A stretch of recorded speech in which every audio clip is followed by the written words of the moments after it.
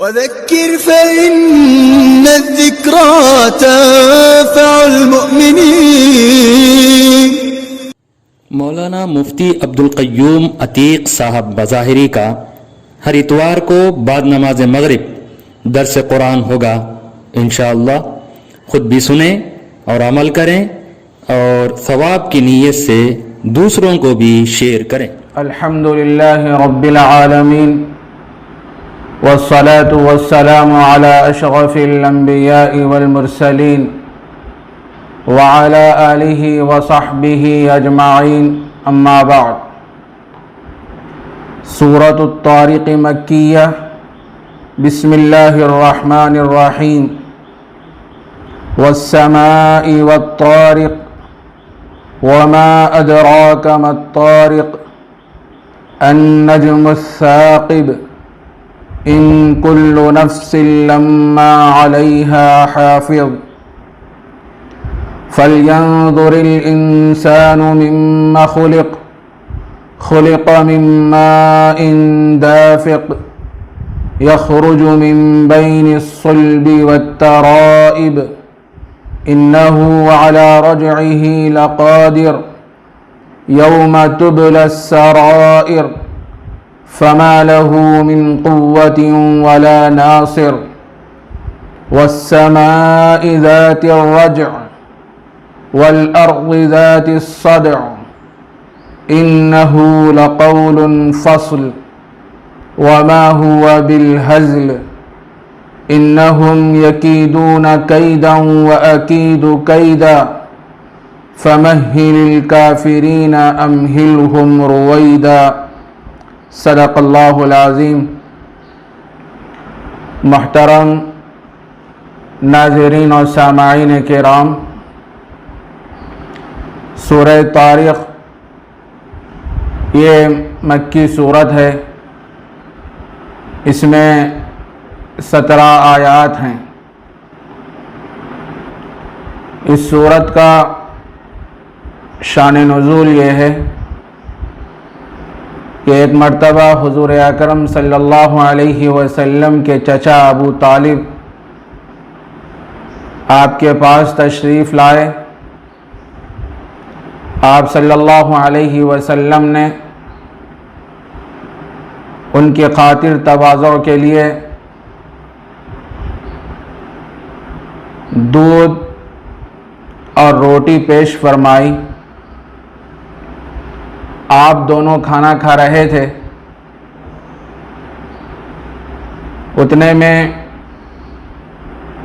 ایک ستارہ ٹوٹا جس کی وجہ سے وہاں کی ہر چیز روشن اور منور ہو گئی۔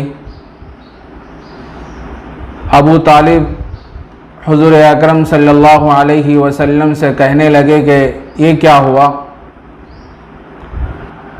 اللہ کے نبی علیہ السلام نے فرمایا کہ ایک ستارہ آسمان سے ٹوٹا جو کسی شیطان کو مارا گیا، اس کی وجہ سے ہر چیز روشن اور منور ہو گئی۔ اس پر ابو طالب تعجب میں پڑ گئے۔ حق تعالی جل شانہ اپنی قدرت سے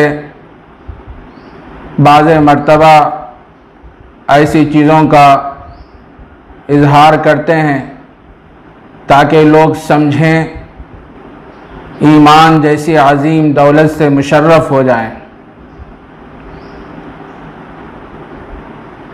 اس صورت میں حق تعالی جل شانہ نے آسمان کی اور ستاروں کی قسم کھا کر یہ بات ارشاد فرمائی، دنیا میں جتنے انسان رہتے اور بستے ہیں، ہر شخص پر اللہ تبارک و تعالی نے فرشتے لگا رکھے ہیں، وہ ان کے اعمال کو لکھتے ہیں، چاہے وہ اعمال اچھے ہوں یا برے ہوں۔ وَإِنَّ عَلَيْكُمْ لَحَافِظِينَ، किरामन कातिबीन यअलमून मा तफ़अलून। किरामन और कातिबीन को अल्लाह ने लगा के रखा है, हम जो कुछ करते हैं उसे लिखते हैं और हमारा आमाल नामा महफूज हो रहा है। क़यामत के दिन वो हमारे सामने पेश किया जाएगा।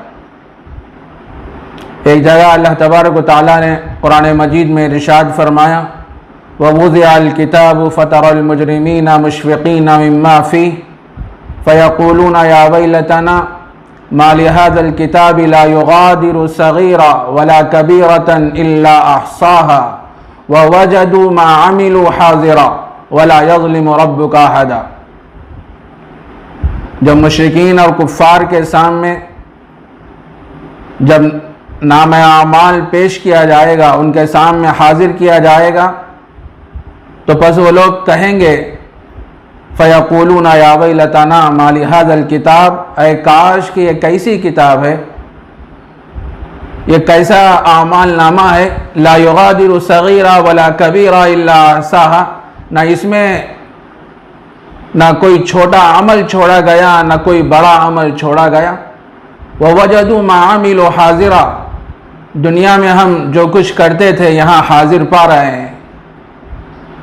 तो अल्लाह तबारक व तआला ने हर शख्स पर फरिश्तों को लगा के रखा है कि वह इंसान के आमाल नामे को महफूज करते हैं।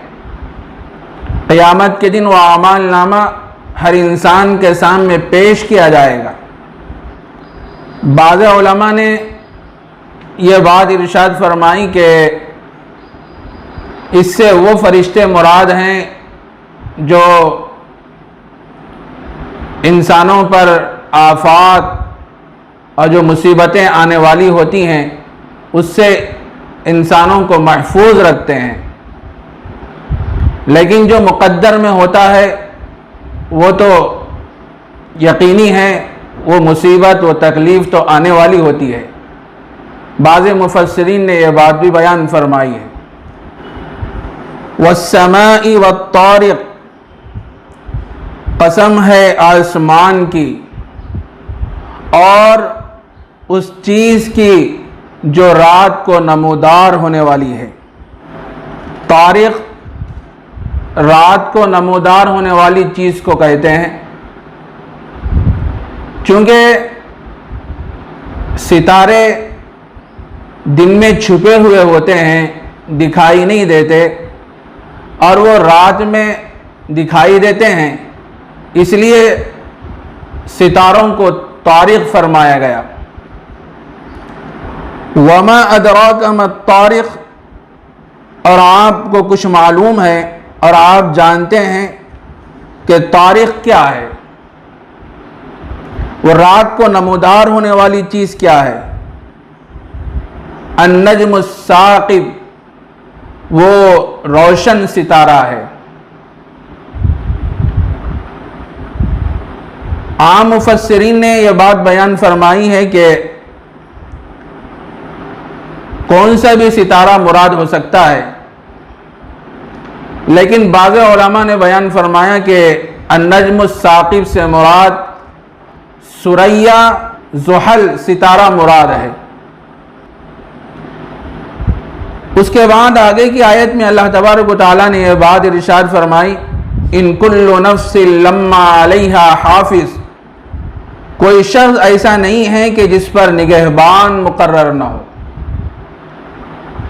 अल्लाह ताला ने हर आदमी के लिए एक निगहबान मुकर्रर फरमाया है, हर शख्स के लिए एक निगहबान मुकर्रर फरमाया है। वो इंसानों के आमाल को लिखते हैं, वो जो कुछ दुनिया में करते हैं उसको महफूज करते हैं। फलयंजुरिल इंसानु मिम्मा खुलिक़, बस इंसान गौर करे कि उसको किस चीज़ से पैदा किया गया। आगे की आयत में अल्लाह तबारक व तआला ने यह बात इरशाद फरमाई, खुलिक़ मिम्मा इन दाफ़िक़, वो एक उछलते हुए पानी से पैदा किया गया। इंसान को अल्लाह तबारक व तआला ने जो पैदा फरमाया, एक मनी के कतरे से पैदा फरमाया और उछलते हुए पानी से पैदा फरमाया, जो پشت اور سینے کے درمیان سے نکلتا ہے.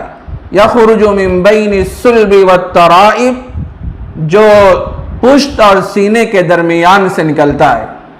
پشت اور سینہ یہ انسان کے اعضاء میں سے اہم حصے ہیں. سینہ یہ سامنے کا حصہ ہے، پشت یعنی پیٹھ یہ پیچھے کا حصہ ہے. تو مرد کی منی پشت سے نکلتی ہے اور عورت کی منی سینے سے نکلتی ہے. عام مفسرین نے اس کی یہی تشریح فرمائی ہے. لیکن اعضاء انسانی کے ماہرین اور اطباء کا یہ کہنا ہے کہ منی انسان کے ہر حصے سے نکلتی ہے، انسان کے ہر جز سے نکلتی ہے. تو اس صورت میں علماء کرام نے یہ بات بیان فرمائی ہے کہ یہاں پر اللہ تبارک و تعالیٰ نے جو بات بیان فرمائی کہ منی انسان کے پشت اور سینے کے درمیان سے نکلتی ہے، یہ انسان کے دو اہم اعضاء ہیں. یہ کہہ کر اللہ تبارک و تعالیٰ نے سارے جسم کو مراد لیا ہے. بہرحال آگے کی آیت میں اللہ تبارک و تعالیٰ نے یہ بات ارشاد فرمائی انہو علی رجعہ لقادر، بے شک وہ دوبارہ پیدا کرنے پر قادر ہے. اللہ تبارک و تعالیٰ نے ان آیتوں میں یہ بات بیان فرمائی. انسان تو غور تو کر لے کہ تجھے کس چیز سے پیدا کیا گیا. ایک منی کے قطرے سے تجھے پیدا کیا گیا.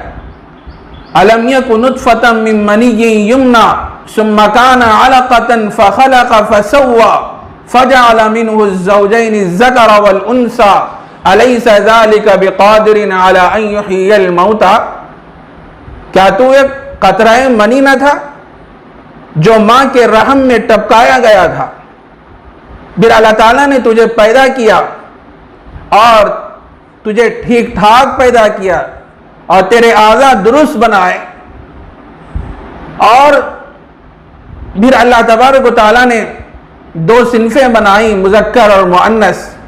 کیا وہ اس بات پر قادر نہیں ہے کہ دوبارہ زندہ کرے، مردوں کو زندہ کرے؟ کیا اس بات پر قادر نہیں ہے؟ جب اللہ تبارک و تعالیٰ نے بغیر کسی سابقہ مادے کے انسانوں کو پیدا فرمایا، اور کیا وہ دوبارہ اس کے پیدا کرنے پر قادر نہیں ہے؟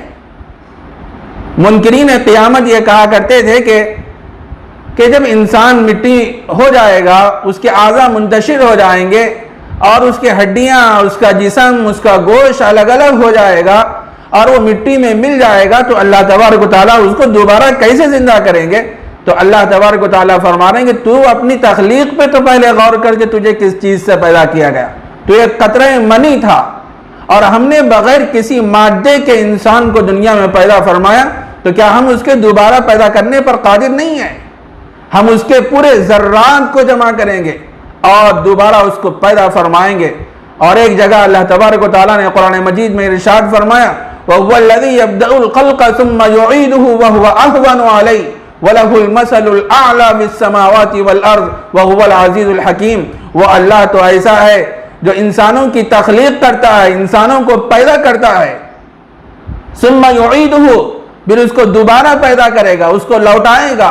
وَهُوَ أَهْوَنُ عَلَيْهِ، اور یہ اللہ تعالیٰ کے لیے یہ بہت آسان ہے. دوبارہ پیدا کرنا یہ اللہ تعالیٰ کے لیے آسان ہے.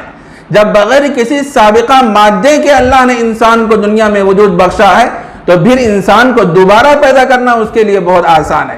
وَلَهُ الْمَثَلُ الْأَعْلَى فِي السَّمَاوَاتِ وَالْأَرْضِ، اللہ تبارک و تعالیٰ کی اونچی شان ہے آسمان اور زمین میں. وَهُوَ الْعَزِيزُ الْحَكِيمُ، وہ زبردست غلبے والا، قوت والا، حکمت والا ہے. تو اللہ تبارک و تعالیٰ نے فرمایا کہ انہو علی رجعہ لقادر، بے شک وہ دوبارہ پیدا کرنے پر قادر ہے. یوم تبلی السرائر، اس آیت میں حق تعالی جل شانہ نے یہ بات ارشاد فرمائی کہ جس دن چھپے ہوئے بھیدوں کی جانچ کی جائے گی. جب قیامت قائم ہوگی، سارے لوگ جب میدان محشر میں جمع ہوں گے، تو وہاں اللہ تبارک و تعالی ہر انسان کا امتحان لیں گے. دلوں میں جو باتیں چھپی ہوئی ہوتی ہیں، جو عقائد، جو خیالات اور جو فکر اور بہت سی جو چیزیں ہوتی ہیں جو دل میں چھپی ہوئی ہوتی ہیں، آدمی دنیا میں اس کا اظہار نہیں کرتا، لیکن وہ ساری چیزیں اللہ تبارک و تعالیٰ کے سامنے ظاہر ہو جائیں گی۔ اللہ تبارک و تعالیٰ تو علام الغیوب ہیں، دلوں میں پیدا ہونے والے وسوسے اور خیالات کو بھی جانتے ہیں، انسان کے عقائد اور انسان کی مخفی چیزیں اور ساری چیزیں اس دن کیا ہو جائیں گی؟ ظاہر ہو جائیں گی۔ فَمَا لَهُ مِن قُوَّةٍ وَلَا نَاصِرٍ، پس انسان کو نہ تو خود قوت ہوگی اور نہ اس کا کوئی حمایتی ہوگا۔ جب ساری چیزیں جب ظاہر کی جائیں گی تو پھر اس دن قیامت کے دن انسان کو اس عذاب کو دفع کرنے کی نہ قوت ہوگی اور نہ قیامت کے دن اس کا کوئی حمایتی مددگار ہوگا جو اس سے عذاب کو دفع کرے، اس سے عذاب کو ہٹا سکے۔ وَالسَّمَاءِ ذَاتِ الرَّجْعِ، آگے کی آیت میں اللہ تبارک و تعالیٰ نے یہ بات ارشاد فرمائی، قسم ہے آسمان کی جس سے بارش ہوتی ہے۔ اللہ تبارک و تعالیٰ نے اتنا وسیع و عریض آسمان جو بغیر ستون کے اللہ نے قائم فرمایا ہے، بڑا خوبصورت، حسین اور جاذب نظر یہ آسمان ہے، اور آسمان سے بارش ہوتی ہے۔ یہاں اللہ تبارک و تعالیٰ نے آسمان یعنی بارش کو رجع سے تعبیر فرمایا۔ رجع یہ باب ضربہ کا مصدر ہے، اس کے معنی لوٹنا۔ بارش کو رجع اس لیے فرمایا گیا کہ اللہ تبارک و تعالیٰ وقتاً فوقتاً بارش کو لوٹاتے رہتے ہیں، ایک مطلب تو یہ ہے۔ دوسرا مطلب بعض مفسرین نے یہ بیان فرمایا کہ رجع کہتے ہیں کہ پیدر پہ ایک مرتبہ بارش ہو کر ختم ہو جائے، پھر دوبارہ لوٹے، پھر دوبارہ بارش ہو جائے، اس کو رجع کہتے ہیں۔ وَالْأَرْضِ ذَاتِ الصَّدْعِ، اور قسم ہے اور زمین کی جو پھٹ جاتی ہے۔ جب انسان زمین میں بیج ڈالتا ہے اور جب بیج سے جب پودے نکلنا شروع ہوتے ہیں، اس سے کھیتی نکلنا شروع ہوتی ہے، تو اس کے نتیجے میں زمین پھٹنے لگتی ہے۔ إِنَّهُ لَقَوْلٌ فَصْلٌ، یہ قرآن، بے شک یہ قرآن ایک فیصلہ کرنے والا کلام ہے، حق و باطل کے درمیان فیصلہ کرنے والا کلام ہے۔ اس میں جو باتیں کہی گئی ہیں وہ حق اور سچ ہیں، اس پر آدمی کو ایمان اور یقین رکھنا چاہیے۔ یہ اللہ کی ذات سے نکلا ہوا کلام ہے، اس کا ایک ایک حرف سچ ہے، سچا ہے، درست ہے، اس پر آدمی کو ایمان رکھنا چاہیے۔ وَمَا هُوَ بِالْهَزْلِ، اور اس میں کوئی لغو اور فضول بات نہیں ہے، کوئی بیکار بات نہیں ہے قرآن مجید میں۔ إِنَّهُمْ يَكِيدُونَ كَيْدًا وَأَكِيدُ كَيْدًا، کہ یہ لوگ تدبیریں کر رہے ہیں اور میں بھی تدبیر کر رہا ہوں۔ حق بات کو سننے کے بعد کفار و مشرکین حق سے انحراف کر رہے ہیں، ایمان اور اسلام کی دولت سے مشرف نہیں ہو رہے ہیں، قرآن مجید کو شعر اور اساطیر الاولین کہہ رہے ہیں، اور نبی کریم صلی اللہ علیہ وسلم کو مجنون، ساحر اور جادوگر کہہ رہے ہیں، تو یہ لوگ طرح طرح کی تدبیریں کر رہے ہیں، اسلام اور ایمان کی دولت کو قبول نہیں کر رہے ہیں۔ اور ان لوگوں کا یہ حال ہے کہ مکہ معظمہ کے راستے میں بیٹھ جاتے ہیں، اور جو لوگ مکہ معظمہ کو آنا چاہتے ہیں نبی کریم صلی اللہ علیہ وسلم سے ملاقات کے لیے، ان کو روکتے ہیں۔